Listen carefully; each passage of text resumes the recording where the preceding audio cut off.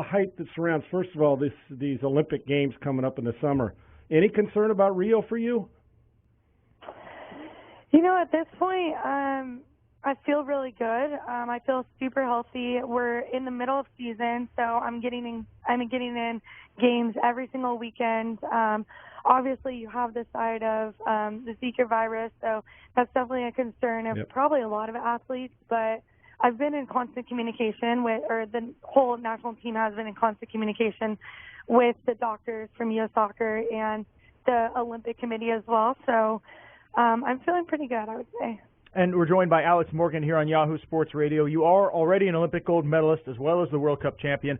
In soccer, the Olympics aren't as big a deal as the World Cup. But what about to you, to us as Americans? Do you feel like it's a bigger deal here than it is in Brazil or Japan and some of the other countries where they don't focus on it? Yeah, you know, I do think that we put a lot of emphasis on it. I think that's also the American mentality. I mean, I grew up watching the Olympics, but also the mentality is we want to win no matter what. It doesn't matter if it's a World Cup, if it's Olympics, or if it's a friendly game. We're going to put everything out there to get that win. And so I think for some other countries, they might not put emphasis on it.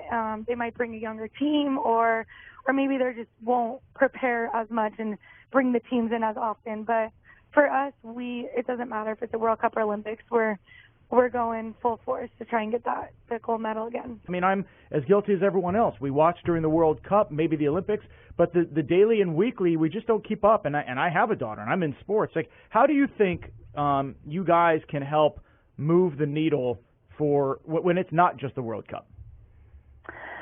I mean, I feel like we need to be marketed more by our league. I feel like the MLS does a great job. You know, they have their own channels, you know, that people can subscribe to on TV on probably every network and then or every provider, and then they have an app.